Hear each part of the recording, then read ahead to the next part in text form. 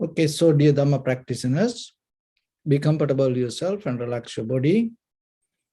We are going to start our ongoing meditation session now. So keep your back straight, neck head straight in one line, and your right palm on your left. Gently close your eyes and bring your attention to your bell sound. And while you're focusing to the sound, you can mentally relax your body, relax your mind, and relax your breathing with your thoughts. So do nothing extra. Just follow the sound, please.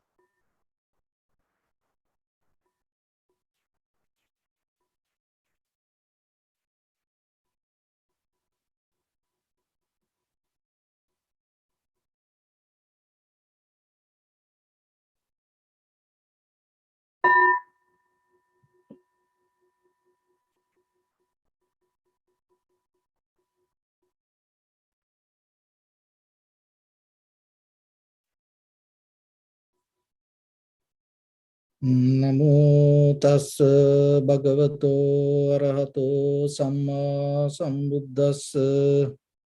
Namo tassa bhagavato arahato samma sambuddhassa. Namo tassa bhagavato arahato samma sambuddhassa. Homage to the Blessed One, the Exalted One, the fully enlightened One. So, dear Dhamma practitioners, as usual, before we start our practice session, we'll take few minutes to clarify ourselves, how this practice can help for us to develop our clarity, and why it is important, especially this meditation practice, and what is the special skill it can bring to you. So today I'm going to give some information regarding when you practice Vipassana meditation, what is the different skill that you develop within your mind. So as you know, when it comes to this world, that everything has a certain kind of unique way of happening. And when it comes to our life, always we see divisions. And we are used to understand things, recognize things, go with things, associate things with separating good and bad, right and wrong, day and night, up and down, black and white. So like that. It makes us more comfortable.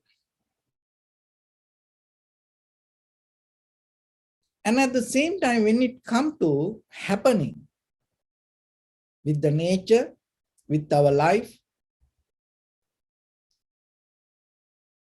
environment, when it comes to the happening parts, in that happening part, there is no divisions.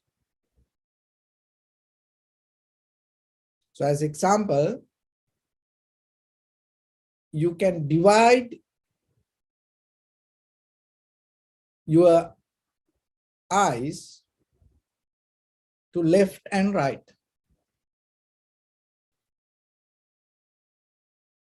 But when the perception happens, or when the recognition happens, that is the ultimate result of your eyes.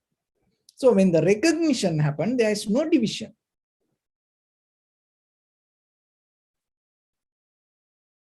So like that, when it comes to life,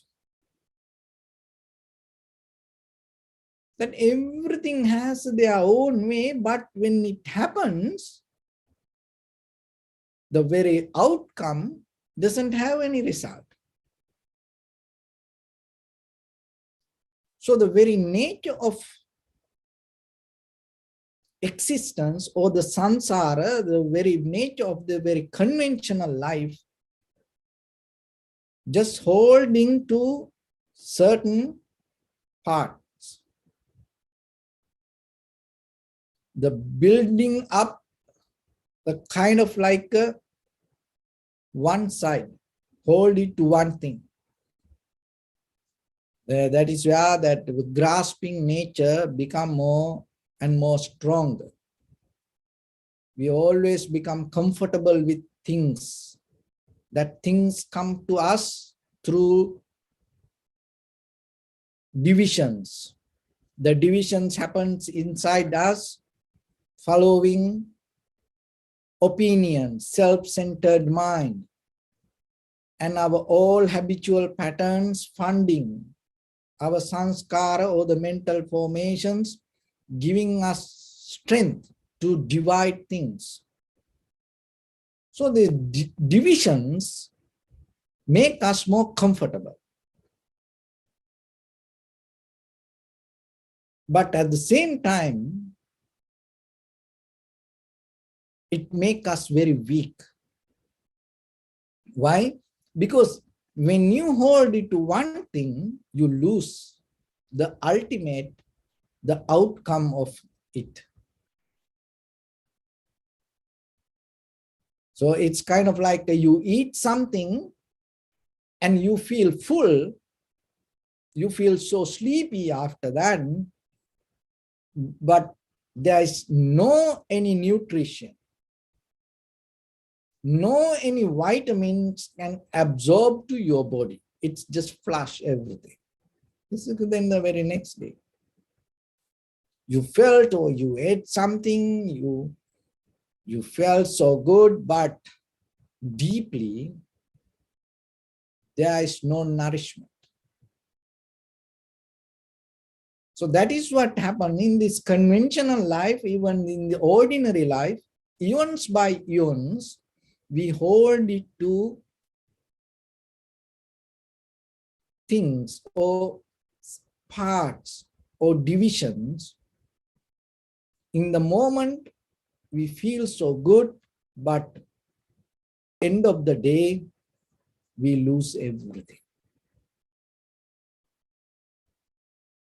So then when it comes to that mind, it has a very habitual pattern, as you know, where that sometimes people talk about, oh, this is the right side of the brain, this is the left side of the brain, or you have this kind of a skill from the right side, or you have the left side, this kind of a skill, or if you are a right-hander, you have this ability, if you are a left-hander, you have this ability. But how about when it comes to human?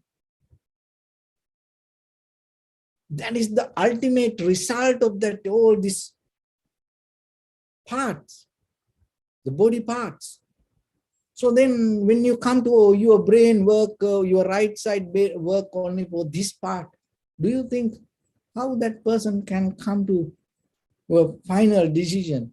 Oh, if you are a left-hander, this is what you are more skillful. Because the very thing is this, if you observe what you can recognize, when your right hand move, invisibly your left hand slowly help for that. When your left side of the brain start to function, your right side of the brain start to help for that. So like that, when it comes to the life, when you recognize something right or the wrong or beautiful or ugly, pain or pleasure, dark or night, day, sometimes you hold it to something, but you don't see that invisible help that you gain from the other side. So then we make the life out of that kind of divisions. So then you have to remember there are two natures in life, within our body, within our life, even this, all this nature to entire universe around us, that everything whatever exists, two natures. One is the unity and other one is the divisions. Just by dividing and just by getting to divisions cannot exist anything. Even though it has its own way, and slowly it helps with each other and have the unity. So then these are two kind of characters. For an ordinary person, cannot recognize this two behavior. How these two behaviors happen? The one thing has a division, and at the same time, it has a quality to unite. So that's why the attention, when the mind start to work its own way, it will go with this nature. But when it comes to attention, that's why it is a very radical mental action. Attention means. What is the major benefit you gain out of practice meditation?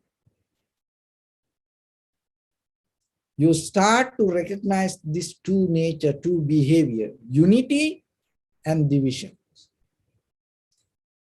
It happens within yourself and you are able to see it within outside world. And once you recognize that, you recognize you are separate from the universe, and another way you are the universe. That makes a little bit crazy. It's okay. No. And then sometimes maybe, you are right and other person wrong, but at the same time, that you also responsible when other person go wrong. What does that mean? So when you develop the attention, when you develop the awareness, rather than caught up on one subject or object or one part of experience or in certain divisions, or rather than becoming so busy with dividing things, when you're able to recognize the outcome, inside that outcome, the unity and divisions, the both behaviors happens, the characters happens, that recognition is what we call vipassana knowledge. And that is where you can understand how things come to be as they are. In separating these divisions and in the very beginning, in the basic level, recognizing this, to recognize that you have to learn to observe. That observation we call tranquility state. Because if you go with the experience and hold it to something, then you cannot. So then rather than going with and responding, you start to see how this happens. For that, we take a very simple object, mental object, that is our own inhalation, exhalation. So when it comes to that, your own inhalation, exhalation, as example, when it comes to breathing, your exhalation has a different character, your inhalation has a different character. So in the beginning, you have to see it. So that is kind of like a dividing things and recognizing. And in a certain level, it will help you to understand, even though inhalation has a different character, exhalation has a different character,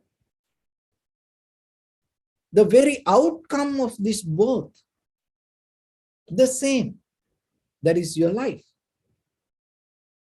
So when it comes to life, you cannot separate the inhalation or exhalation, because both parts play the role 50-50.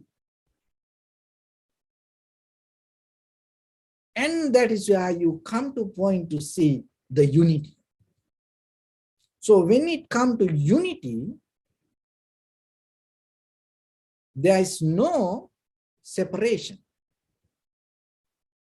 But in the beginning, if you don't recognize it separately, you're not going to understand how the unity happens. That's why the tranquility state is very important, because tranquility state brings the clarity to recognize things as it is separately. But that doesn't help for you, not enough for you to recognize the ultimate truth. Because the ultimate truth, beyond your emotions, beyond your thoughts, beyond your sanskara or the mental formations. That's why it needs the observation. So all the emotions, mental formations, thoughts, everything happens because of the divisions. So once you recognize the unity, and inside that unity, once you see the divisions, that wisdom will bring the opportunity for you to experience within yourself, even the outside, with how things come to be as they are. In that very moment, you are not limited to emotions, mental formations, or you are not limited to your thoughts. So that's mean what? That's mean there is something you can achieve beyond your emotions, beyond your thoughts, or beyond your sanskara or mental formations. So then why we cannot, in ordinary way, why we cannot get into that? Because we bound to one side of the worldly nature, the unity and the divisions. We have no capability to see this both sides and recognize the outcome. So that's why we are in the samsara. That's why you are struggling with things. That's why you are happy. That's why you are sad. That's why you are worried. That's why you have the joy. That's why your happening keep going and you have no power to stop it. But this is a method for yourself to come to a point and start to develop a very radical mental behavior inside you. rather than holding and getting into one side. Just try to see what is happening and how it is happening.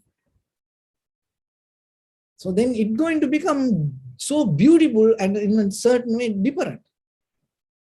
Just one simile. You know, when two group of players, when they play, so get into one side, it's very simple and very easy, and it make you more comfortable. And you like it. Get into one part, get into one side. Because from the childhood, you know, we like to, you know, oh, I like this group, I like this group, like that. You know, we why? Because these divisions, we are born with that. And how about you come to a point, rather than getting to a one side, you just see how this both group of players play the game. So that is different. It's like how the professional coach watching a game, rather than caught up in emotions or thoughts or the self-centered experience. And sometimes they observing each and every player and how they play, and they go with all the tactics and the techniques and everything. They analyzing that. They are in a different kind of mental zone. But how about other people who, you know, cheering and fighting and getting angry about sometimes their own players? They're responding. Why? Because they caught up there with their emotions, their thoughts, and their self-centered past experience. See? That's one simple example. So then when it comes to observe yourself in this way, it's kind of like you become kind of like a professional coach regarding observe your own inhalation and exhalation, and you're not getting to one side, or you are not going to go with your emotions, you are not going to go with your self-centered past experience. And in that very moment, you become a different level of observer. And when you come to that level, you're going to see something else, not like others. Once you have that experience, anymore you are not caught up. You are not limited to divisions or just only unity. You know this both happening, and you know how it happening. And you are not bound to that all, but you see the outcome. And how about when it comes to your own mind, to see that you are part of, you are separate from the universe, and the universe separate from you, and you are very part of the universe, and universe part of you, and your life happening out of the nature, and you are part of the nature.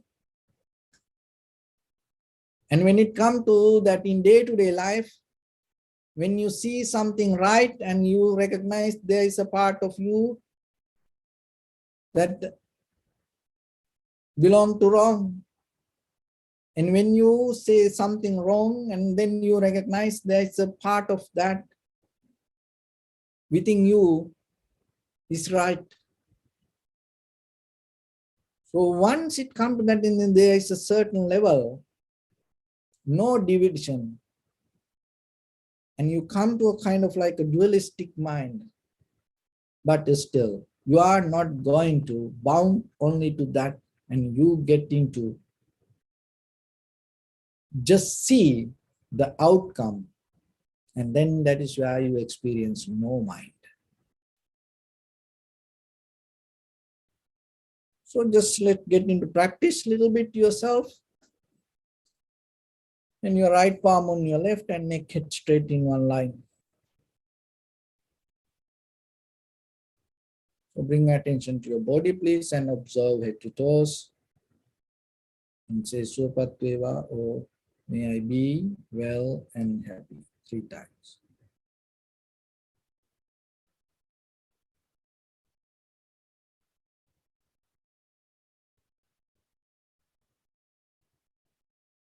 Take a moment and think. We gathered here in this moment to practice this ancient meditation technique. All the Buddhas, all the enlightened masters followed this path and achieved wisdom. So we also gathered here to accumulate that knowledge. In this moment with this sitting, may my body become more comfortable. May my breath be more smooth. May no difficulties come to me. May all the success come to me. Also think for a moment, this is the last moment you're spending in this very lifetime. And detach your mind from all your past memories and as well as any kind of future thoughts. Just try to remain in the present moment, observing the sensation of your inhalations and exhalations. So in the beginning, deeply and gently, breathe in, breathe out 3 times, please, and find the sensation.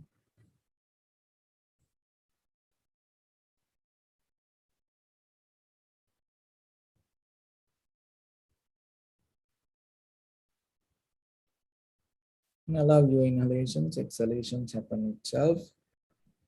And when it happens, recognize inhalation as inhalations, exhalation as exhalation.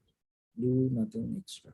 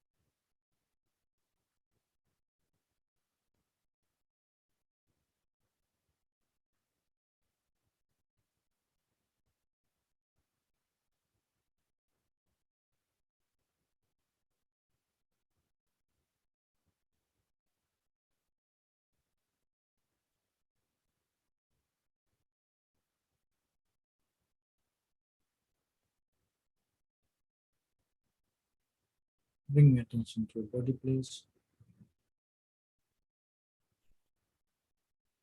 Observe your posture.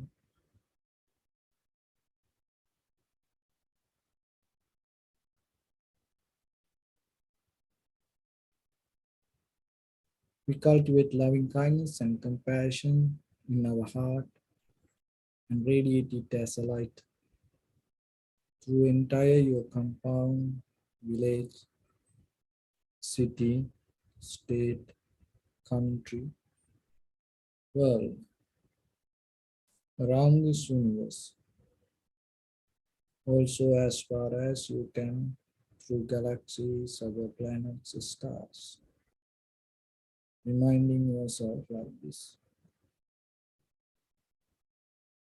With clear intention, mentally repeat after me. May all living beings in this universe be well and happy.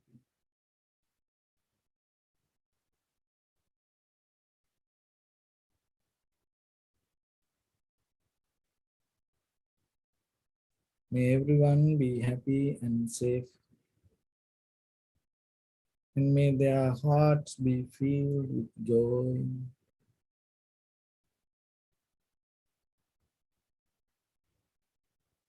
May all living beings live in security and in peace.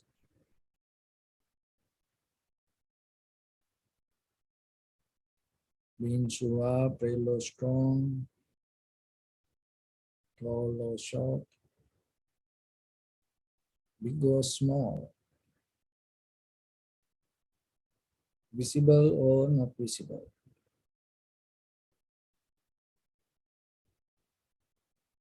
near or far away,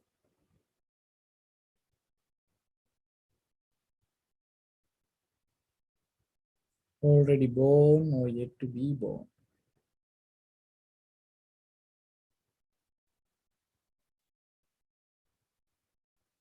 May all of them dwell in perfect tranquility.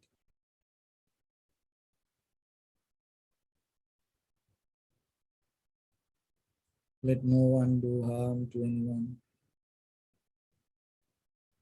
Let no one put the life of anyone in danger. Let no one out of anger or ill will wish anyone any harm.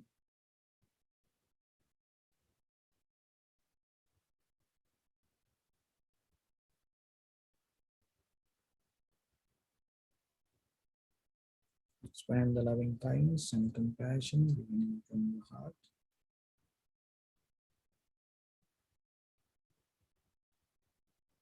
Forward, visualize yourself and send it as a light.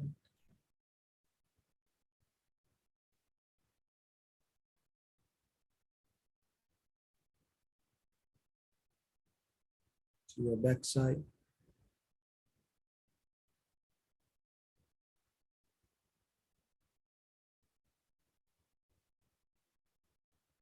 to your left side,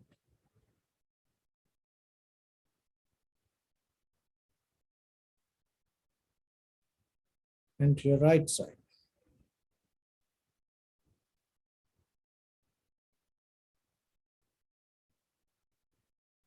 Downward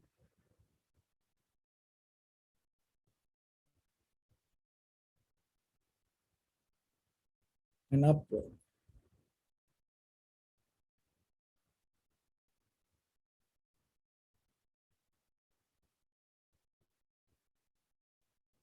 To all six directions at once, like the moon, the sun, spread the light, spread the energy without any condition, without any limitation, without any resistance or without any judgment.